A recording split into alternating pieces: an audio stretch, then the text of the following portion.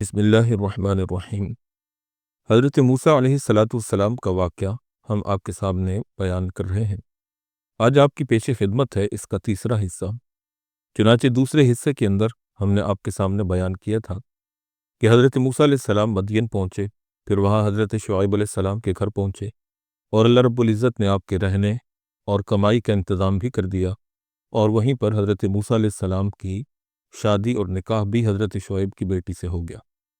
پھر 10 سال کی مدت ختم کرنے کے بعد حضرت موسیٰ علیہ السلام واپس مصر آئے، اور دوران سفر یعنی مدین سے مصر کے سفر کے دوران اللہ رب العزت نے طور سینا کے اندر آپ کو تجلی دکھائی اور نبوت اور منصب رسالت پر فائز کر کے فرعون کی رشد و ہدایت کے لیے اور بنی اسرائیل کی داد رسی کے لیے روانہ کیا۔ چنانچہ موسیٰ علیہ السلام فرعون کے پاس گئے۔ اللہ رب العزت نے آپ کو اژدہا اور ید بیضاء کا معجزہ بھی عطا فرمایا، اور موسیٰ علیہ السلام نے اپنے رب سے حضرت ہارون کے لیے یعنی اپنے بھائی کے لیے سفارش کی کہ ان کو میرا وزیر اور میرا مشیر بنایا جائے تاکہ کار نبوت کے اندر بہتر سے بہتر انداز سے خدمات سر انجام دی جا سکیں۔ چنانچہ حضرت موسیٰ علیہ السلام فرعون کے پاس پہنچے اور اس کو دعوت حق دی، جس کا ذکر ہم ویڈیو کے دوسرے حصے میں بیان کر چکے ہیں۔ آج ہم اسی کا سلسلہ وہاں سے آگے شروع کریں گے۔ چنانچہ حضرت موسیٰ علیہ السلام واعظ و نصیحت کہہ چکے، آپ نے بھی ارادہ کیا کہ میں اس کو اور اس کی قوم کو دوسری طرح قائل کروں گا، تو فرمایا کہ اولو جئتک بشیء مبین، کہ اگر میں تیرے پاس کوئی ظاہر چیز یعنی معجزہ لے آؤں۔ فرعون اس کے سوا اور کیا کہہ سکتا تھا؟ اس نے بھی مطالبہ کر دیا کہ اگر تو اس دعویٰ میں سچا ہے تو اپنے معجزات پیش کر۔ حضرت موسیٰ نے سنتے ہی اپنا عصا زمین پر مارا تو وہ ایک اژدہے کی شکل بن گیا، اور اژدہا بھی بہت بڑی تیز کچلیوں والا یعنی لمبے دانتوں والا اور نہایت ڈراؤنی شکل والا، منہ پھاڑتے ہوئے اور پھنپھناتا ہوا ظاہر ہوا، اور اپنا منہ پھاڑ کر فرعون کی طرف بڑھا۔ فرعون تخت سے کود پڑا اور چلا کر کہنے لگا کہ اے موسیٰ، اسے روک لو۔ آپ علیہ السلام نے اسے واپس پکڑا تو وہ عصا بن گیا۔ حضرت امام سدی رحمہ اللہ فرماتے ہیں کہ جب اس نے منہ پھاڑا تو اس کے نیچے کا جبڑا زمین پر اور اوپر کا محل کی دیوار پر تھا۔ جب وہ فرعون کی طرف بڑھا تو وہ کام کیا اور کود کر بھاگنے لگا اور چیخ کر کہا کہ اے موسیٰ، اسے پکڑ لو، میں تم پر ایمان لاتا ہوں اور تمہارے ساتھ بنی اسرائیل کو بھی رہا کر دوں گا۔ حضرت موسیٰ علیہ السلام نے اسے پکڑا تو وہ پھر سے عصا بن گیا، اور اس کے ساتھ ہی اپنا ہاتھ گریبان میں ڈال کر نکالا تو وہ چاند کی طرح چمکتا ہوا نکلا۔ چنانچہ اس سب کے دیکھنے کے بعد فرعون کو اندیشہ ہوا کہ کہیں اہل دربار حضرت موسیٰ کے دلائل سے متاثر ہو کر حضرت موسیٰ کی صداقت کے قائل نہ ہو جائیں، اس لیے ان کی توجہ ہٹانے کے لیے اہل دربار کو مخاطب کیا۔ چنانچہ سورہ قصص میں ارشاد ربانی ہے، وقال فرعون یا ایھا الملأ ما علمت لکم من الہ غیری فاوقد لی یا ہامان علی الطین فاجعل لی صرحا لعلی اطلع الی الہ موسیٰ وانی لاظنہ من الکاذبین، جس کا ترجمہ یہ ہے، اور فرعون نے کہا کہ اے دربار والو، میں تمہارے لیے اپنے سوا کسی معبود کو نہیں جانتا، تو اے حامان میرے لیے مٹی کی آگ دے، پھر میرے لیے ایک اونچی عمارت بنا تاکہ میں موسیٰ کے رب کو جھانک کر دیکھوں، اور میں تو اس کو ایک جھوٹا آدمی سمجھتا ہوں۔ اے حامان تو ایسا کر کہ گارے کی کچی اینٹوں کو آگ میں پکا کر ان سے ایک بلند عمارت تعمیر کروا تاکہ میں اس بلند عمارت پر چڑھ کر موسیٰ کے معبود کا پتہ لگاؤں۔ یہ بے وقوف سمجھا کہ وہ آسمان پر بیٹھا ہوگا، اور اس نے یہ بھی کہا کہ میں موسیٰ کو جھوٹا سمجھتا ہوں۔ غرض وہ محل 50,000 مستریوں اور مزدوروں کی محنت سے تیار ہوا۔ یہ سمجھا تھا کہ اس طرح آسمان کے کچھ قریب ہو جائے گا، لیکن اس کی چھت پر چڑھ کر دیکھا تو آسمان اتنا ہی اونچا نظر آیا، ذلیل اور شرمندہ ہو کر نیچے اتر آیا۔ پکی اینٹوں سے تعمیر سب سے پہلے اسی محل کی ہوئی، اس سے پہلے پکی اینٹوں سے تعمیر کا رواج تھا۔ ایک روایت میں ہے کہ حامان نے اس کی تعمیر کے لیے 50,000 معمار جمع کیے، مزدور لکڑی اور لوہے کا کام کرنے والے اس کے علاوہ تھے۔ محل کو اتنا اونچا بنایا گیا کہ اس زمانے میں اس سے زیادہ بلند کوئی تعمیر نہیں تھی۔ جب یہ تعمیر مکمل ہوئی تو اللہ تعالیٰ نے حضرت جبریل کو حکم دیا تو انہوں نے ایک ضرب میں اس محل کے 3 ٹکڑے کر کے گرا دیا، جس میں فرعونی فوج کے ہزاروں آدمی دب کر مر گئے۔ چنانچہ یہ واقعہ تفسیر قرطبی کے اندر منقول ہے۔ حضرت موسیٰ پر اللہ تعالیٰ کی قدرت سے جب فرعون کے اہل دربار کی کچھ نہ بن پڑی اور ضد اور تعصب کی بنا پر ماننے سے انکار کر دیا، تو یہ کھلے معجزات دیکھ کر اہل دربار سے فرعون نے کہہ دیا کہ یہ کوئی بڑا جادوگر ہے اور یہ اس ارادے سے یہاں آیا ہے کہ تم کو تمہاری سرزمین سے بے دخل کر دے۔ اہل دربار سے مشورہ لیا کہ اب تمہارا کیا خیال ہے؟ اہل دربار نے یہ کہا کہ آپ موسیٰ اور اس کے بھائی کو کچھ مہلت دے دیں اور ملک کے نامور جادوگروں کو بلا لیں اور پھر ایک بڑے میدان میں ان سب کا مقابلہ کرائیں۔ ہمیں امید ہے کہ ہمارے ملک کے جادوگروں کے سامنے موسیٰ اور اس کے بھائی کی کچھ بھی نہیں چلے گی اور اس طرح یہ کھیل ہمیشہ ہمیشہ کے لیے ختم ہو جائے گا۔ چنانچہ فرعون نے حضرت موسیٰ کو مخاطب کر کے کہا کہ تو جادو کے زور سے ہمارا ملک چھیننا چاہتا ہے، تو مغرور نہ ہو، ہم بھی جادو میں تیرا مقابلہ کر سکتے ہیں۔ دن اور جگہ مقرر ہو جائے، ہم بھی اس دن وہاں آ جائیں اور تو بھی کھلے میدان میں سب کے سامنے آ جانا، ہار جیت کھل جائے گی اور حق اور باطل کا فیصلہ ہو جائے گا۔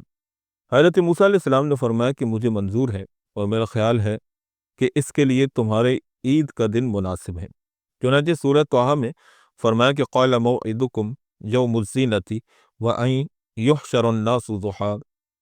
موسیٰ علیہ السلام نے کہا کہ تمہارے لیے وعدے کا دن میلے والا دن ہے اور یہ کہ لوگ دن چڑھے جمع ہو جائیں۔ حضرت ابن عباس فرماتے ہیں کہ ان کی عیدگاہ کا دن عاشورہ کا دن تھا۔ یہ یاد رہے کہ حضرات انبیاء کرام علیہ السلام ایسے موقعوں پر کبھی پیچھے نہیں رہتے، ایسا کام کرتے ہیں جس سے حق صاف اور واضح ہو جائے اور ہر ایک پر کھل جائے۔ اس لیے آپ نے ان کو عید کا دن مقرر کیا اور اس وقت دن چڑھے کا بتایا اور صاف ہموار میدان مقرر کیا کہ جہاں سے ہر آدمی آسانی سے دیکھ سکے اور جو باتیں ہوں وہ سب سن بھی سکیں۔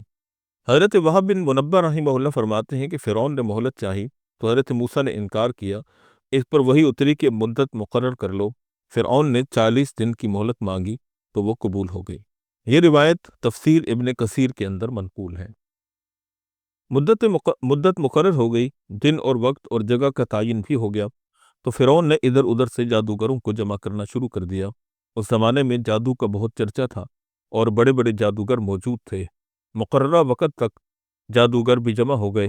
اس میدان میں فرعون اپنا تخت بچھوا کر اس پر بیٹھا اور تمام امراء اور وزراء بھی اپنی اپنی جگہ پر بیٹھ گئے۔ رعایا بھی سب جمع ہو گئی۔ جادوگروں کی ٹولیاں صفیں باندھے تخت کے آگے کھڑی ہو گئیں۔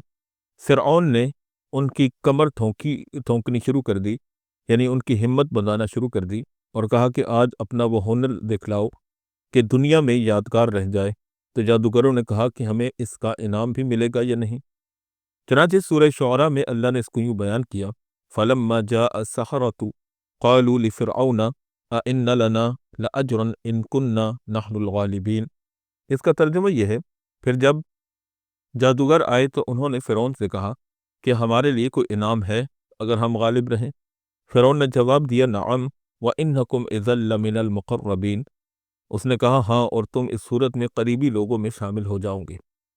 ادھر حضرت کلیم اللہ موسیٰ علیہ السلام نے جادوگروں کو بھی دعوت دینی شروع کر دی کہ دیکھو اللہ پر جھوٹ نہ باندھنا ورنہ شامت اعمال برباد کر دے گی۔ لوگوں کی آنکھوں میں دھول نہ جھونکو کہ در حقیقت کچھ نہ ہو اور تم اپنے جادو سے بہت کچھ دکھا دو، خدا کے سوا کوئی خالق نہیں۔ چنانچہ سورہ طٰہٰ میں حضرت موسیٰ علیہ السلام کے اس کلام کو اللہ نے یوں بیان کیا، قال لهم موسیٰ ویلکم لا تفتروا علی اللہ کذبا فیسحتکم بعذاب وقد خاب من افترا۔ موسیٰ نے کہا تمہارا برا ہو اللہ پر جھوٹ نہ باندھو کہ وہ تم کو کسی آفت سے غارت کر دے، اور جس نے اللہ پر جھوٹ باندھا وہ ناکام ہو گیا۔ یہ سن کر آپس میں سرگوشیاں شروع ہو گئیں۔ بعض تو سمجھ گئے اور کہنے لگے کہ یہ کلام جادوگروں کا نہیں، یہ سچ میں خدا کے رسول ہیں، اور بعضوں نے کہا کہ ہم جادوگر ہیں، مقابلہ کریں گے۔ یہ باتیں بہت احتیاط اور پوشیدگی سے کی گئیں۔ اب با آواز بلند کہنے لگے، قالوا ان ھذان لساحران یریدان ان یخرجاکم من ارضکم بسحرہما ویذھبا بطریقتکم المثلی۔ انہوں نے کہا کہ یہ دونوں یقیناً جادوگر ہیں، وہ چاہتے ہیں کہ اپنے جادو کے زور سے تم کو تمہارے ملک سے نکال دیں اور تمہارے عمدہ طریقے کا خاتمہ کر دیں۔ جادوگروں نے آپس میں یہ مشورہ کیا کہ یہ دونوں بھائی سیانے اور پہنچے ہوئے جادوگر ہیں۔ اس وقت تو تمہاری ہوا بندی ہوئی ہے، بادشاہ کا قرب نصیب ہے، لیکن آج یہ اگر بازی لے گئے تو ظاہر ہے کہ ریاست انہی کی ہو جائے گی، تمہیں ملک سے نکال دیں گے۔ عوام ان کے ماتحت ہو جائیں گے، بادشاہت چھین لیں گے اور ساتھ ہی تمہارے مذہب کا ملیہ میٹ کر دیں گے۔ تمہارے اشراف ذلیل ہو جائیں گے، امیر فقیر بن جائیں گے، اور بنی اسرائیل جو تمہارے غلام بنے ہوئے ہیں سب ان کے ساتھ ہو جائیں گے۔ تمہاری حکومت پاش پاش ہو جائے گی، لہٰذا ان کے مقابلے میں صف بندی کر کے اپنا کوئی فن باقی نہ رکھو، جی کھول کر ہوشیاری اور دانائی سے اپنے جادو کے زور سے اسے دبا لو۔ اگر وہ جیت گیا تو ریاست اسی کی ہو جائے گی، اور اگر ہم غالب آ گئے تو تم سن چکے ہو کہ بادشاہ ہمیں اپنا مقرب اور خاص اراکین میں شامل کر لے گا۔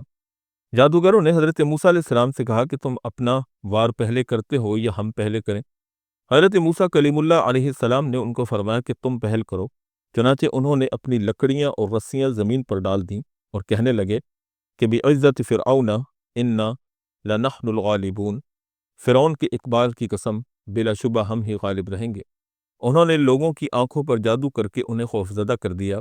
پہلے حضرت موسیٰ علیہ السلام کی آنکھوں پر جادو کر کے بندش کر دی، پھر فرعون کی آنکھوں پر، پھر تمام لوگوں کی آنکھوں پر جادو کر کے انہیں خوفزدہ کر دیا۔ چنانچہ قرآن کریم میں اللہ پاک فرماتے ہیں فَلَمَّا أَلْقَوْا سَحَرُوا أَعْيُنَ النَّاسِ وَاسْتَرْهَبُوهُمْ وَجَاءُوا بِسِحْرٍ عَظِيمٍ، پھر جب انہوں نے ڈالا تو انہوں نے لوگوں کی آنکھوں پر جادو کر دیا اور ان پر دہشت طاری کر دی اور بہت بڑا جادو دکھایا۔ جادوگروں نے اپنی رسیاں اور لاٹھیاں ڈال دیں اور لوگوں کی نظر بندیاں کر دیں، اور یوں دکھائی دینے لگا کہ جو کچھ یہ دکھائی دے رہا ہے حقیقت میں ایسا ہی وجود پذیر ہو رہا ہے، حالانکہ یہ رسیاں اور لاٹھیاں ہی تھیں۔ دیکھنے والے کو یہ وہم و خیال تھا کہ یہ سانپ ہے۔ ان کی پھینکی ہوئی رسیوں اور لاٹھیوں سے سارا میدان پر ہو گیا اور آپس میں گڈ مڈ ہو کر اوپر تلے ہونے لگی۔ اس منظر کو دیکھ کر حضرت موسیٰ علیہ السلام بھی خوفزدہ ہو گئے کہ کہیں ایسا نہ ہو کہ یہ تمام لوگ بھی ان کے کرتب کے قائل ہو جائیں اور اس باطل میں نہ پھنس جائیں۔ چنانچہ قرآن کریم میں اللہ رب العزت نے بیان کیا فَإِذَا حِبَالُهُمْ وَعَصِيُّهُمْ يُخَيَّلُ إِلَيْهِ مِنْ سِحْرِهِمْ أَنَّهَا تَسْعَىٰ فَأَوْجَسَ فِي نَفْسِهِ خِيفَةً مُوسَىٰ قُلْنَا لَا تَخَفْ إِنَّكَ أَنْتَ الْأَعْلَىٰ وَأَلْقِ مَا فِي يَمِينِكَ تَلْقَفْ مَا صَنَعُوا إِنَّمَا صَنَعُوا كَيْدُ سَاحِرٍ وَلَا يُفْلِحُ السَّاحِرُ حَيْثُ أَتَىٰ، جس کا ترجمہ یہ ہے کہ تو یکا یک ان کی رسیاں اور ان کی لاٹھیاں ان کے جادو کے زور سے اس کو اس طرح دکھائی دیں گویا کہ وہ دوڑ رہی ہیں۔ پس موسیٰ علیہ السلام اپنے دل میں کچھ گھبرائے۔ ہم نے کہا کہ تم گھبراؤ نہیں، تم ہی غالب رہو گے۔ جو تمہارے داہنے ہاتھ میں ہے اس کو ڈال دو، وہ اس کو نگل جائے گا جو انہوں نے بنایا ہے۔ یہ جو کچھ انہوں نے بنایا ہے یہ جادو کا فریب ہے۔ جادوگر کبھی کامیاب نہیں ہوتا چاہے وہ کیسے ہی آئے۔ وہی آئے کہ اپنے دائیں ہاتھ میں موجود لکڑی کو زمین پر پھینک دیں۔ موسیٰ علیہ السلام نے جب لکڑی پھینکی تو وہ ایک بہت بڑا اژدہا بن گئی، جس کے پیر بھی تھے اور سر بھی، کچلیاں اور دانت بھی تھے۔ اس نے دیکھتے ہی دیکھتے سارے میدان کو صاف کر دیا۔ اس میں جادوگروں کے جتنے بھی کرتب تھے سب کو ہڑپ کر گیا۔ ان سب پر حق واضح ہو گیا اور معجزہ اور جادو میں فرق اور تمیز واضح ہو گئی، حق اور باطل میں پہچان ہو گئی۔ سب نے جان لیا کہ جادوگروں کی بناوٹ میں اصلیت کچھ بھی نہیں تھی۔ جادوگروں نے جب یہ منظر دیکھا تو انہیں یقین ہو گیا کہ یہ کام انسانی طاقت سے خارج ہے۔ وہ تو جادو کے فن کے ماہر تھے، چنانچہ ایک نظر میں ہی پہچان گئے کہ واقعی یہ اس خدا کا کام ہے جس کے فرمان اٹل ہیں، اور اسی میدان میں سب کے سامنے بادشاہ کی موجودگی میں اللہ کے حضور سربسجود ہو گئے اور ایمان لے آئے۔ چنانچہ ان کے ایمان لانے کو اللہ رب العزت نے یوں بیان کیا سورہ طٰہٰ کے اندر فَأُلْقِيَ السَّحَرَةُ سُجَّدًا قَالُوا آمَنَّا بِرَبِّ هَارُونَ وَمُوسَىٰ، جادوگر سجدے میں گر پڑے، انہوں نے کہا کہ ہم ہارون اور موسیٰ کے رب پر ایمان لائے۔ فرعون نے جب یہ دیکھا کہ جن کو اس نے مقابلے کے لیے بلوایا تھا وہ پورے مجمع کے سامنے ہار گئے، اپنے کرتوت کو، جادو اور حضرت موسیٰ کے معجزے کو خدا کی طرف سے عطا کردہ معجزہ تسلیم کر لیا، تو اپنی شیطانی میں بڑھ گیا اور اپنی طاقت اور قوت دکھانے لگا اور کہنے لگا کہ میری اجازت کے بغیر تم موسیٰ پر ایمان لے آئے ہو۔ معلوم ہوتا ہے کہ موسیٰ تم سب کا استاد ہے اور تم اس کے شاگرد ہو، اور یہ سارا معاملہ تم نے خفیتاً آپس میں ساز باز کیا ہوا تھا، اور اس کا انجام بھی تمہیں معلوم ہو جائے گا۔ میں الٹی سیدھی طرح سے تمہارے ہاتھ کاٹ کر تمہیں کھجور کے تنوں پر سولی دوں گا اور بہت بری طرح تمہاری جان لوں گا کہ دوسروں کے لیے عبرت ہو۔ سولی کی سزا سب سے پہلے اسی ظالم نے دی تھی لیکن ان نو مسلم جادوگروں پر اس کی دھمکی کا کچھ بھی اثر نہ ہوا، اور وہ بھری محفل میں کہنے لگے فَاقْضِ مَا أَنْتَ قَاضٍ إِنَّمَا تَقْضِي هَذِهِ الْحَيَاةَ الدُّنْيَا، تجھ کو جو کرنا ہے اسے کر ڈال، تم اسی دنیا کی زندگی کا کر سکتے ہو۔ ہم اپنے رب پر ایمان لائے ہیں تاکہ وہ ہماری خطاؤں کو معاف فرمائے، اور یہ گستاخی جو تو نے زبردستی کرائی ہے کہ اللہ کی قدرت کو جادو سے مٹانے کی، یہ بھی معاف فرمائے۔ خدا کی قسم جس نے ہمیں اولاً پیدا کیا ہے، ہم ان واضح دلیلوں پر تیری گمراہی کو ترجیح دے ہی نہیں سکتے۔ خواہ تو ہمارے ساتھ جو کچھ بھی کر لے، مستحق عبادت وہ ہے جس نے ہمیں پیدا کیا ہے، نہ کہ تو جو کہ خود اسی کا پیدا کردہ ہے۔ نہ ہمیں تیری سزاؤں سے ڈر ہے، نہ تیرے انعام کی لالچ ہے۔ چنانچہ فرعون نے ان سب کو اذیتیں دے کر شہید کر ڈالا، سب کو الٹی سیدھی طرح سے ہاتھ پاؤں کاٹ کر پھانسی پر چڑھا دیا گیا۔ صبح کو یہ جادوگر کافر اور جادوگر تھے، اور شام کو پاک باز مومن اور راہ خدا کے شہید بن گئے۔ کہتے ہیں کہ ان کی تعداد 80,000 یا 70,000 تھی۔ 30,000، 19,000 اور 12,000 کی روایات بھی موجود ہیں۔ جب یہ سجدے میں گرے تو خدا تعالیٰ نے انہیں جنت دکھا دی، اس طرح انہوں نے اپنی منزلیں اپنی آنکھوں سے دیکھ لیں۔ اللہ پاک ان کی ارواح کو اعلیٰ علیین میں اونچا مقام عطا فرمائے۔ اتنی ظاہر اور کھلی نشانیوں کو دیکھ کر بجائے اس کے کہ فرعون اپنے رب پر ایمان لاتا، اس کی سرکشی میں مزید اضافہ ہو گیا۔ اس نے سوچا کہ پہلے تو معاملہ صرف موسیٰ تک تھا، اب عوام بھی اس کے ساتھ ہو گئے، اور جو کھیل میں نے موسیٰ کو ہرانے کے لیے کھیلا تھا اس میں خود ہی ہار گیا، اور میرے لائے ہوئے جادوگر موسیٰ کے خدا کے سامنے سر بسجود ہو گئے، اور میری ہر ایک اذیت کو انہوں نے دل و جان سے برداشت کیا، اور جان تک دے دی، لیکن اپنے ایمان کو نہ چھوڑا۔ اس نے سوچا کہ اگر حالات اسی طرح رہے تو معاملات بہت سنگین صورت اختیار کر سکتے ہیں۔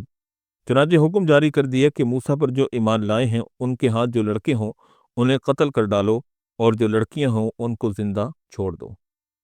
چنانچہ فرمان خداوندی ہے فَلَمَّا جَاءَهُم بِالْحَقِّ مِنْ عِنْدِنَا قَالُوا اقْتُلُوا أَبْنَاءَ الَّذِي آمَنُوا مَعَهُ وَاسْتَحْيُوا نِسَاءَهُمْ۔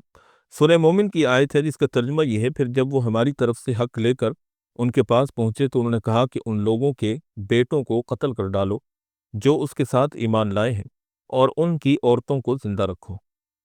یاد رہے کہ حضرت موسیٰ کی پیدائش کو روکنے کے لیے بھی فرعون اسی قسم کا حکم پہلے دے چکا تھا، لیکن اب دوبارہ اس لیے یہ کارروائی کی کہ بنی اسرائیل کی تعداد کم ہو جائے، اور اس طرح یہ کمزور اور بے جا طاقتور نہ بن جائیں، اور ان کی گنتی نہ بڑھنے پائے، اور انہیں یہ خیال پیدا ہو جائے کہ ہماری اس مصیبت کا باعث حضرت موسیٰ علیہ السلام ہے۔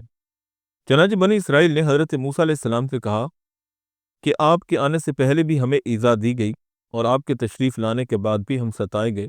آپ نے جواب دیا کہ جلدی نہ کرو، ممکن ہے کہ اللہ تعالیٰ تمہارے دشمن کو برباد کر دے اور تمہیں زمین کا خلیفہ بنا دے۔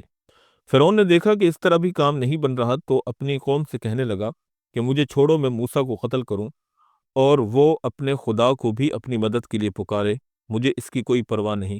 مجھے ڈر ہے کہ اسے زندہ چھوڑا گیا تو وہ تمہارے دین کو بدل ڈالے گا، اور تمہاری عادات اور رسومات کو تم سے چھڑا دے گا۔ چنانچہ ارشاد ربانی ہے وقال فرعون ذرونی اقتل موسیٰ ولیدع ربہ انی اخاف ان یبدل دینکم او ان یظہر فی الارض الفساد۔ اور فرعون نے کہا مجھ کو چھوڑ دو، میں موسیٰ کو قتل کر ڈالوں اور وہ اپنے رب کو پکارے، مجھ کو اندیشہ ہے کہ کہیں وہ تمہارا دین بدل ڈالے گا یا ملک میں فساد پھیلائے گا۔ حضرت موسیٰ علیہ السلام پر فرعون کی مجلس سے ایک آدمی جو اس سے قبل اپنے ایمان کو چھپائے ہوئے تھا اٹھ کھڑا ہوا اور کہنے لگا کہ ایک ایسے شخص کو صرف اس بنا پر قتل کر رہے ہو کہ وہ یہ کہتا ہے کہ میرا رب اللہ ہے، حالانکہ وہ تمہارے پاس دلائل لے کر آیا ہے۔ آئمہ تفسیر میں سے مقاتل اور سدی اور حضرت امام حسن بصری رحمہم اللہ نے بیان فرمایا کہ یہ فرعون کا چچا زاد بھائی تھا، اور ان کا نام شمعان یا حزقیل تھا، اور یہ وہی شخص تھا جو قبطی کے واقعہ قتل میں شہر کے کنارے سے دوڑتا ہوا آیا تھا اور حضرت موسیٰ علیہ السلام کو مدین چلے جانے کا مشورہ دیا تھا۔ ایک حدیث میں اللہ کے رسول صلی اللہ علیہ وسلم نے فرمایا کہ صدیقین چند ہیں، حبیب نجار جن کا واقعہ سورہ یاسین میں مذکور ہے، مومن آل فرعون جن کا ذکر ابھی ہم نے آپ کے سامنے کیا، تیسرے حضرت ابوبکر صدیق رضی اللہ تعالی عنہ۔ یہ روایت تفسیر قرطبی سے ہم نے آپ کے سامنے بیان کی۔ حضرت عبداللہ بن عباس سے مروی ہے کہ آل فرعون میں ایک تو یہ شخص ایماندار تھا، اور دوسری فرعون کی بیوی، اور تیسرے وہ شخص جس نے موسیٰ علیہ السلام کو خبر دی کہ سرداروں کا مشورہ تمہیں قتل کرنے کے بارے میں ہو رہا ہے۔ یہ روایت تفسیر ابن کثیر کے اندر منقول ہے۔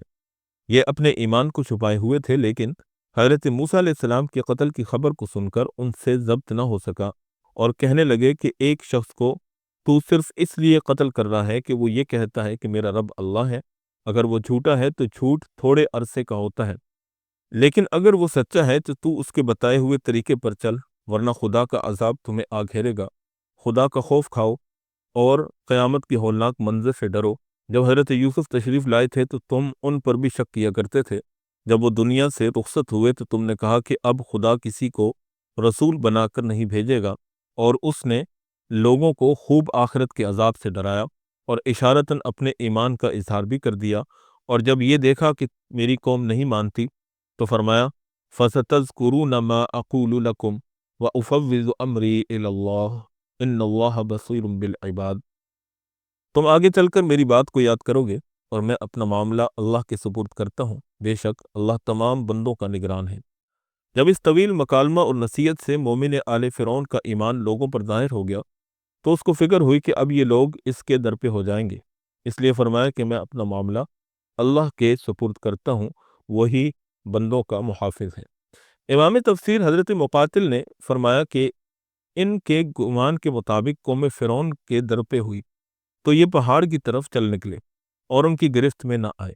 چنانچہ سورہ مومن میں اللہ پاک فرماتے ہیں فَوَقَاهُ اللَّهُ سَيِّئَاتِ مَا مَكَرُوا وَحَاقَ بِآلِ فِرْعَوْنَ سُوءُ الْعَذَابِ، پھر اللہ نے اس کو ان کی بری تدبیروں سے بچا لیا اور فرعون والوں کو برے عذاب نے گھیر لیا۔ اللہ تعالیٰ نے ان کو ہر طرح سے نجات دی اور وہ فرعونیوں کے قبضے میں نہ آئے۔ اب ہم آتے ہیں فرعون کی بیوی حضرت سیدہ آسیہ رضی اللہ تعالیٰ عنہ کی طرف۔ فرعون کی بیوی کا نام حضرت آسیہ بنت مزاحم تھا۔ فرعون اور حضرت موسیٰ کی بابت یہ معلوم کرتی رہتی کہ کون غالب ہوا، تو ہر وقت یہی سنتی کہ حضرت موسیٰ غالب رہے۔ یہی ان کے ایمان کا سبب بن گیا۔ حضرت ابو العالیہ رحمہ اللہ یوں بیان کرتے ہیں کہ فرعون کے داروغہ کی عورت کا ایمان ان کے ایمان کا سبب بنا۔ وہ ایک دن فرعون کی لڑکی کا سر گوند رہی تھی اور کنگھی چھوٹ کر گر گئی تو اس کے منہ سے نکل گیا کہ کفار برباد ہوں، اور بعض روایات میں ہے کہ بسم اللہ کہہ کر کنگھی اٹھائی۔ اس پر فرعون کی لڑکی نے کہا کہ تو میرے باپ کے سوا کسی اور کو رب مانتی ہے؟ اس نے کہا کہ میرا، تیرا اور سب کا رب اللہ ہے۔ اس نے غصہ میں آ کر اس کو مارا پیٹا اور جا کر اپنے باپ کو بتا دیا۔ تو فرعون نے بلا کر پوچھا کہ تیرا میرے سوا کوئی اور رب بھی ہے؟ اس نے جواب دیا کہ ہاں، میرا رب اللہ ہے۔ فرعون نے اس کو لٹا کر ہاتھ پاؤں میں میخیں گڑوا دیں اور اوپر سانپ چھوڑ دیے کہ کاٹتے رہیں۔ لیکن جب دیکھا کہ وہ بات نہیں آتی تو فرعون نے کہا کہ میں تیرے لڑکوں کو ایک ایک کر کے تیرے سامنے قتل کرا دوں گا، باز آ جاؤ اور مجھے سجدہ کر لو۔ اس نے کہا کہ یہ نہیں ہو سکتا۔ اس ظالم نے اس کے ایک لڑکے کو بلوایا اور مار ڈالا۔ انہوں نے اپنے پیارے بچے کو اپنی آنکھوں سے دیکھا اور صبر کیا۔ اس بچہ کی روح نکلی تو اس نے کہا کہ اماں خوش ہو جاؤ، اللہ نے تیرے لیے بڑے ثواب تیار کر رکھے ہیں۔ پھر دوسرے بچے کو بھی اسی طرح قتل کرا دیا اور اس کی روح نے بھی ماں کو خوشخبری دی۔ فرعون کی اہلیہ نے ان دونوں بچوں کی خوشخبری سنی تو ایمان لے آئیں۔ ادھر مظلوم عورت کی روح بھی اللہ تعالیٰ نے قبض کر لی اور اس کی منزل اور مرتبہ جو خدا کے یہاں تھا وہ حجاب ہٹا کر فرعون کی بیوی کو بھی دکھا دیا، تو یہ اپنے ایمان اور یقین میں بہت بڑھ گئیں، یہاں تک کہ فرعون کو بھی اس کا پتہ چل گیا۔ تو اس نے ایک دن اپنے درباریوں سے کہا کہ تمہیں کچھ میری بیوی کی خبر ہے؟ تم اسے کیا جانتے ہو؟ سب نے بڑی تعریف کی اور بھلائیاں بیان کی۔ فرعون نے کہا کہ تمہیں نہیں معلوم، یہ میرے سوا دوسرے خدا کو مانتی ہے۔ پھر مشورہ ہوا کہ انہیں قتل کر دیا جائے۔ چنانچہ اللہ پاک نے سورہ تحریم میں یوں بیان کیا وَضَرَبَ اللَّهُ مَثَلًا لِّلَّذِينَ آمَنُوا امْرَأَتَ فِرْعَوْنَ إِذْ قَالَتْ رَبِّ ابْنِ لِي عِندَكَ بَيْتًا فِي الْجَنَّةِ وَنَجِّنِي مِنْ فِرْعَوْنَ وَعَمَلِهِ وَنَجِّنِي مِنَ الْقَوْمِ الظَّالِمِينَ۔ اور اللہ ایمان والوں کے لیے مثال بیان کرتا ہے فرعون کی بیوی کی، جبکہ اس نے کہا کہ اے میرے رب، میرے لیے اپنے پاس جنت میں ایک گھر بنا دیجیے اور مجھ کو فرعون اور اس کے عمل سے بچا لیجیے اور مجھ کو ظالم قوم سے نجات عطا کیجیے۔ فرعون غصے کے وقت لوگوں کے ہاتھ پاؤں میں میخیں گڑوا کر قتل کر ڈالتا تھا اور پھر اوپر سے بڑا پتھر پھینکتا تھا جس سے اس بندے کی روح نکل جاتی۔ کیلوں یعنی میخوں کی سزا کا موجد فرعون تھا، اس سے پہلے یہ سزا کسی نے نہیں دی۔ اسی لیے سورہ فجر میں اللہ پاک نے فرمایا وہ فرعون ذی الاوتاد، اور میخوں یعنی کیلوں والا فرعون۔ فرعون نے کہا کہ جو بڑی سے بڑی چٹان تمہیں ملے اسے اٹھا لاؤ اور آسیہ کو چت لٹا کر اسے کہو کہ اپنے عقیدے سے باز آ جائے، اگر باز آ جائے تو وہ میری بیوی ہے، عزت و حرمت سے واپس لے آؤ، اگر نہ مانے تو وہ چٹان اس پر گرا دو کہ اس کا قیمہ بن جائے۔ جب یہ لوگ پتھر لے کر آئے تو ان کو لٹا دیا اور پتھر ان پر گرانے کے لیے اٹھایا تو انہوں نے آسمان کی طرف منہ اٹھایا، اللہ رب العزت نے حجاب ہٹا دیے، جنت کو اور وہاں جو مکان ان کے لیے بنایا گیا تھا انہوں نے اپنی آنکھوں سے دیکھ لیا، اور اس میں ان کی روح پرواز کر گئی۔ جس وقت پتھر پھینکا گیا تو اس وقت ان میں روح ہی موجود نہیں تھی۔ یہ ابن کثیر کی روایت ہے۔ ایک روایت میں ہے کہ فرعون نے آخری وقت میں اس نیک بیوی پر اس طرح کے مظالم کیے کہ انہی مظالم کی حالت میں جب فرعون نے ان کو چاروں طرف سے میخیں ٹھکوا کر رکھا تھا، ان کے چاروں طرف آگ رکھ دی، تو انہوں نے ایک دعا پڑھی۔ اس کے بعد حضرت آسیہ رضی اللہ تعالیٰ عنہ کو یا تو زندہ اٹھا لیا گیا یا ان کا وہ محل جو جنت میں ہے ان کے لیے تیار تھا ان کو دکھا دیا گیا، اور ان کی جان اللہ رب العزت نے قبض کر لی، یعنی فرعون نے ان کو شہید کر دیا۔ کیونکہ ان میں ذاتی صلاحیت موجود تھی، اس لیے کافر کے تلبس اور اس کی صحبت کا اثر ان کی روحانیت میں حائل نہ ہو سکا۔ جب فرعون نے کسی صورت بھی غرور اور تکبر نہ چھوڑا تو اللہ تعالیٰ نے چند امتحانات میں ان کو مبتلا کر دیا۔ ان کے کھیتوں میں غلہ نہ ہوا، درختوں پر پھل نہ آئے، کھجور کے درخت پر ایک ہی کھجور لگتی، یہ اس لیے تھا تاکہ وہ عبرت حاصل کریں۔ جب یہ خوب سرسبز رہتے تھے، غلہ خوب ہوتا تھا تو کہتے تھے کہ ہم اس کے تو مستحق ہی تھے، اور اگر قحط ہو جاتا تھا تو بھوکے مرتے اور کہتے کہ یہ موسیٰ اور اس کے ساتھیوں کی نحوست ہے۔ اللہ تعالیٰ جل شانہ نے اس چیز کا جواب کچھ یوں دیا، الا انما طائرهم عند اللہ ولکن اکثرهم لا یعلمون، سن لو ان کی بدبختی تو اللہ کے پاس ہے مگر ان میں سے اکثر نہیں جانتے۔ یہاں تک ہم نے حضرت موسیٰ علیہ السلام اور فرعون کا واقعے کا تیسرا حصہ آپ کے سامنے بیان کیا۔ اس کا چوتھا حصہ ہم آپ کے سامنے جلدی پیش کریں گے۔ چنانچہ اس کے بعد جو واقعات ہیں وہ قوم فرعون پر جو 5 قسم کے عذاب آئے اور اس کے بعد کے واقعات وہ ہم اس کے چوتھے حصے میں آپ کے سامنے بیان کریں گے۔ امید واسق ہے کہ آپ کو ہماری یہ سیریز پسند آ رہی ہوگی اور آپ کو حضرت موسیٰ علیہ السلام اور فرعون کے واقعے سے بہت کچھ نیا سیکھنے اور جاننے کو مل رہا ہوگا۔ اگر آپ کو ہماری یہ ویڈیوز پسند آ رہی ہیں تو ہمارے چینل کو سبسکرائب کر کے بیل کے آئیکن پر پریس ضرور کر دیجئے گا تاکہ ہماری نئی آنے والی ویڈیوز کے نوٹیفیکیشنز آپ تک بر وقت پہنچتے رہیں اور آپ ہماری ویڈیوز سے مستفید ہوتے رہیں۔ ساتھ ہی ساتھ کمنٹ سیکشن میں اپنی رائے کا اظہار ضرور کیا کریں تاکہ اس سے ہمیں موٹیویشن ملتی رہے اور ہم اچھے سے اچھا کنٹینٹ بنا کر آپ لوگوں کے علم میں اضافے کا سبب اور ذریعہ بنتے رہیں۔ اللہ پاک ہم سب کا حامی و ناصر ہو۔ وآخر دعوانا ان الحمد للہ رب العالمین۔